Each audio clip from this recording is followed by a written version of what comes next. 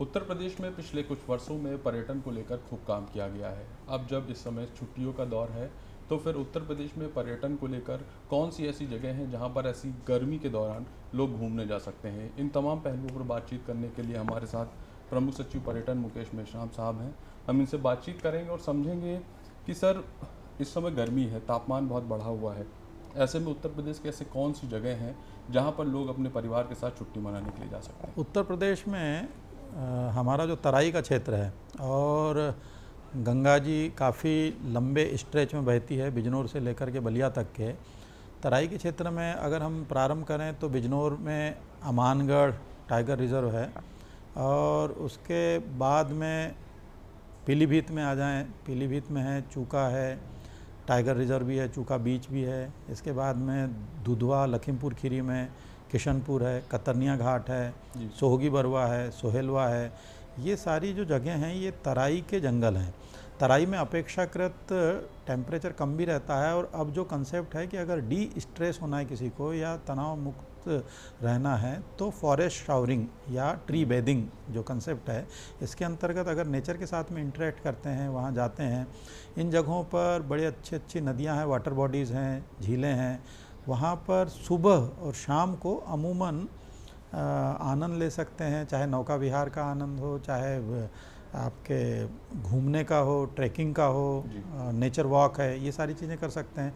दिन के समय अमूमन इंडोर गेम्स खेल सकते हैं या जो दूसरी सुविधाएं हैं उनका इस्तेमाल कर सकते हैं।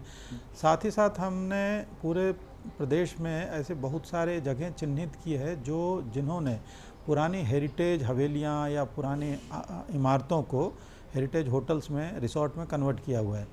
कुछ ऐसे भी बने हैं जो बागानों के अंदर है, जैसे बुलंदशहर में है, आम के बाग के अंदर उन्होंने बनाया है। इधर मुजफ्फरनगर में एक नमस्ते द्वार है, वो एकदम हाईवे पे भी है और गन्ने के खेतों के साथ मिला करके पूरा एक गंवई वहाँ पे विलेज टाइप का उन्होंने क्रिएट किया है, जहाँ एकदम सुबह सुबह आपको जल्दी उठा करके योग, नेचुरोपैथी, वेलनेस सेंटर की सुविधा दे देते हैं। दिन में आप आराम कर सकते हैं खाना वाना खा करके, इवनिंग में फिर और सैर कर सकते हैं। झांसी बुलंदशहर के पास चले जाए तो वाटर बॉडीज़ हमारे यहाँ, झीलें हैं कई सारी। साथ ही साथ वहाँ पे 100 एकड़ के एरिया में एक वेलनेस सेंटर है झांसी में, वैद्यनाथ वालों ने बनाया हुआ है, और उसमें नेचुरोपैथी, योग। चित्रकूट की तरफ चले जाइए, चित्रकूट में भी वेलनेस सेंटर है। पूरे इस प्रदेश भर में जाने पर आगरा के पास में चंबल सफारी मेला कोठी एक जगह है, जहाँ पे बस्ती में एक हवेली है पुरानी, कन्वर्ट हुई है। प्रयागराज में है। इसके पास में हमारे पास में वाटरफॉल्स हैं और पुराने जंगल है, चंदौली, सोनभद्र, बुंदेलखंड और तराई के इलाकों में। यहाँ पे भी बहुत सारे छोटे छोटे विलेज टूरिज़्म चालू हुआ है। कालिंजर बांदा में एक बड़ा अच्छा विलेज में पूरा का पूरा एक विलेज टूरिज़्म चालू किया है। घर वैसे पुराने पारंपरिक होते हैं, खाना आपको पारंपरिक देसी खाना मिलेगा वहाँ पर। आपको वहाँ पे बैलगाड़ी से लेकर के जो गांव के काम होते हैं उसमें इन्वॉल्व होने का भी मौका मिलेगा। तो जैसे समर वेकेशन होता है तो बच्चों के साथ में लोग इनमें जा कर के उनके साथ इंटरेक्ट कर सकते हैं, वहाँ की कल्चरल चीज़ों को जान सकते हैं, वहाँ के सॉन्ग्स हैं, वहाँ का ड्रामा है, डांस है, उसको सीख भी सकते हैं। क्योंकि जो कलाकार हैं उनको हमने ये भी कहा है कि अगर छोटी छोटी 2-3 दिन की वर्कशॉप चलती है तो जाएँ बच्चे 3 दिन उनके साथ गुजारें, कुछ सीखें, कुछ उनके साथ में प्रैक्टिस करें। विलेज टूरिज़्म की बात की आपने, आधारभूत सुविधाएं वहाँ पर जो पर्यटक हमारे जाएंगे उनको क्या मिलेगी? जैसे सबसे बड़ी समस्या वहाँ पहुँचना, ट्रैवल की क्या सुविधाएं मिलेंगी वहाँ पे? जाने के बाद रुकने के लिए वहाँ पर व्यवस्थाएं चाहिए, तो उसके लिए पर्यटन की ओर से क्या व्यवस्थाएं की गई हैं? पूरे प्रदेश में ऐसे करीब 200 से अधिक गांव हमने आइडेंटिफाई किए हैं जिनमें रूरल टूरिज़्म का पोटेंशियल है। बहुत सारे लोग जो वहाँ विलिंगली होम स्टे की सुविधा दे रहे हैं, रूरल होम स्टे या एग्रो होम स्टे, उसके नाम पर वो लोग चालू भी कर दिए हैं। कहीं पे फार्म हाउसेस हैं, उसमें झाला जैसे कहते हैं हम, लखीमपुर खीरी, पीलीभीत, इन इलाकों में मिलते हैं, वहाँ पे लोगों ने प्रारंभ कर दिया है। कुछ जगह पे जैसे कतरनिया घाट है, उसके पास में लोगों ने छोटे छोटे रिसोर्ट्स भी बनाए हैं। चूका पीलीभीत के पास में रिसोर्ट है जी। इधर आप चले जाइए, जैसे मैंने कहा कि बुलंदशहर के पास में है, यहाँ पे उन्नाव में है, कन्नौज में है, लोगों ने बनाया गांव में, वहाँ इत्र भी बनाया जाता है। और साथ ही साथ लोग जो है पुरानी कोठी है, जो पुराना महल, वहाँ पे जाके रुक सकते हैं। बस्ती चले जाइए, बस्ती में है। तो ऐसे करते करते लोगों ने पूरे प्रदेश भर में ग्रामीण क्षेत्रों में होम स्टे की सुविधा, रिसोर्ट्स की सुविधा भी दे उपलब्ध रखी है। जी। जैसे कि आपने तराई क्षेत्र की बात की, तो तराई क्षेत्र में पर्यटन की ओर से किस तरीके की सुविधाएं उपलब्ध कराई गई हैं? वहाँ पर क्या क्या सुविधाएं हैं? इसकी अगर जानकारी लेनी है किसी व्यक्ति को, कोई जाना चाहता है, तो किस तरीके से देख सकता है? यूपी टूरिज़्म के वेबसाइट पे जाने पर उनको सारे जगहें कहाँ कहाँ पर हैं, कौन सी जगह हैं, रुकने की क्या इंतज़ाम है, कहाँ खाना आपको अच्छा मिलेगा, कहाँ वहाँ क्या ख़रीद सकते हैं, बहुत सारी चीज़ें वहाँ क्या क्या देख सकते हैं, कौन सी एक्टिविटीज़ है, जैसे कई जगह पे वाटर स्पोर्ट्स और एडवेंचर टूरिज़्म की एक्टिविटीज़ है, ये सारी जानकारियाँ वो हमारे वेबसाइट से प्राप्त कर सकते हैं। इसके अलावा लोगों ने भी अपनी इंडिपेंडेंट तरीके से वेबसाइट बनाई है, जिसके लिए हम अपनी यूपी टूरिज़्म पॉलिसी में उनको प्रमोट भी करते हैं।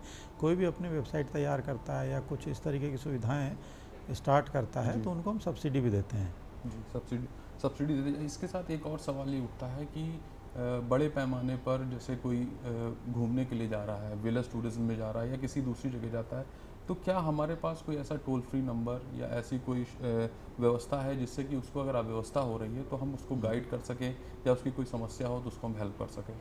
अभी हमने उसका एक टेंडर किया हुआ है जी। और काफ़ी सारी बड़ी अच्छी अच्छी कंपनियां उसमें सामने भी आई है आईटी एनेबल्ड सॉल्यूशन देने के लिए। जी। जैसे चैट जीपीटी का यूज़ करके टूरिज़्म की जितनी हम इंफॉर्मेशन दे सकते हैं, है ना, उसको उसी पे व्हाट्सएप पे ही जी। जानकारियाँ मिल जाएगी। केवल जी। वो जो भी सवाल पूछेगा वो पूरा का पूरा उसका सवाल देता चलेगा व्हाट्सएप चैनल पे ही। हाँ, जी। तो ये जो है अब चैट जीपीटी के जरिए ये आसान हो गया है। उसके लिए हम टूरिज़्म से रिलेटेड इन्फॉर्मेशन लिंक कर देंगे और जो भी हमारे वेबसाइट प्लस और भी जो रिलेटेड वेबसाइट है उनको भी लिंक कर देंगे। दूसरी तरफ जो हम करने जा रहे हैं कि एक मोबाइल ऐप डेवलप करेंगे। उस मोबाइल ऐप में यूपी टूरिज़्म का जो मोबाइल ऐप होगा उसमें आपको और भी जानकारियाँ मिलेगी। जैसे इवनिंग में आप कहाँ जा कर के किसी कल्चरल प्रोग्राम को देख सकते हैं, क्या कोई थिएटर चल रहा है, कहाँ खाना अलग अलग वैरायटी के कई जो होते हैं वो खाना मिल रहा है, कहाँ पे मिठाइयाँ, यहाँ की यूपी मिठाइयों के लिए बड़ी फेमस है तो मिल सकता है, कहाँ से कपड़े यहाँ की जो जरी जरदोजी यहाँ का आर्ट वर्क है उसके कपड़े खरीद सकते हैं, यहाँ का क्राफ्ट है ODOP वो ले सकते हैं। कहीं जाते हैं कुछ इलाके में वहाँ का चावल प्रसिद्ध है, जैसे सिद्धार्थनगर ज़िले का काला नमक, उसको कैसे पैकेजिंग करें ले जाएं। साथ ही साथ जो है अगर सहारनपुर है वहाँ क्या है, महोबा में बड़े अच्छे चमड़े की जूतियाँ भी बनती है। आगरा कानपुर के अलावा कहीं पे मेटल का वर्क होता है, कहीं लकड़ी का वर्क होता है, कहीं पे कुछ और वर्क होता है। तो ये सारी इन्फॉर्मेशन जो है टूरिस्ट को मिल जाएगी। तमाम जो गाइडेंस है टूरिस्ट के लिए, ये क्या अभी हमारी वेबसाइट पे उपलब्ध है? अगर अभी उपलब्ध है तो अगर आने वाले दिनों में उपलब्ध होगा तो कब तक उपलब्ध हो जाएगा? अभी उपलब्ध है लेकिन उससे हम लोग सेटिस्फाइड नहीं है, क्योंकि हम चाहते हैं कि और भी ज़्यादा इन्फॉर्मेशन और ज़्यादा फ्रेंडली तरीके से हम लोगों को अवेलेबल कराएं। उसी के लिए काम चल रहा है और मेरे ख्याल से अगले 3-4 महीने में हम लोग उसको रेडी करके लोगों की इन्फॉर्मेशन के लिए लॉन्च। क्या सब पर्यटन विभाग की तरफ से समय समय पे ऐसा भी व्यवस्थाएं हैं कि हम पर्यटकों को इकट्ठा करके पूरे उत्तर प्रदेश को घुमाते हैं? इसको किस तरीके से लाभ उठा सकते हैं लोग? यहाँ पर Uttar Pradesh tourism development corporation है जी। उनमें अब टूर्स, यूपी टूर्स के नाम से एक अलग से विंग है। उनके द्वारा इस तरीके की सुविधाएं प्रदान की जाती है, जैसे लखनऊ से नैमिषारण्य जाना है, अयोध्या जाना है, या पूरा 3 दिन के लिए अयोध्या वाराणसी प्रयागराज होते हुए लौटना है, विंध्याचल जाना है। ऐसे कई सारे पैकेजेस उनके द्वारा बना करके चलाए जाते हैं। वेबसाइट पे ऐसे बहुत सारे पैकेजेस उन्होंने अपने डाल रखे हैं। जो लोग बुक कराते हैं या ग्रुप बुकिंग कराते हैं उनको अगर वो टाटा या टेम्पो ट्रेवलर वाली छोटी बस चाहिए, मिनी बस, तो वो भी देते हैं, बड़ी चाहिए बड़ी देते हैं, या टैक्सियाँ चाहिए तो टैक्सियाँ प्रोवाइड कराते हैं। तो वो सारी सुविधाएं उनके द्वारा दी जा रही हैं। अब जब इस समय गर्मी का मौसम है और तमाम लोग घूमने जाने का प्लान कर रहे हैं, तो ऐसे परिवार जो प्लान कर रहे हैं उत्तर प्रदेश में कहीं घूमने के लिए, उनको क्या राय देना चाहेंगे, उनसे क्या कहना चाहेंगे?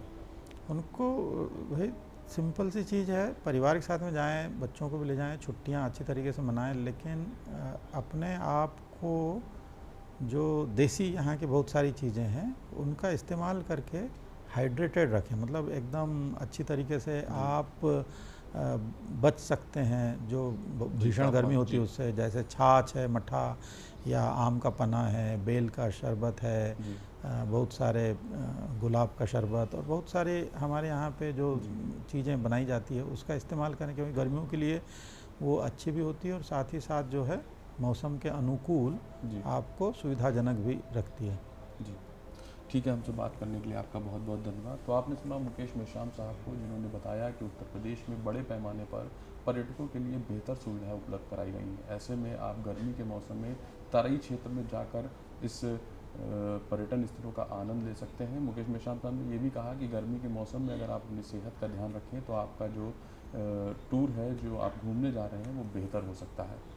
लखनऊ से प्रशांत मिश्रा, ईटीवी भारत।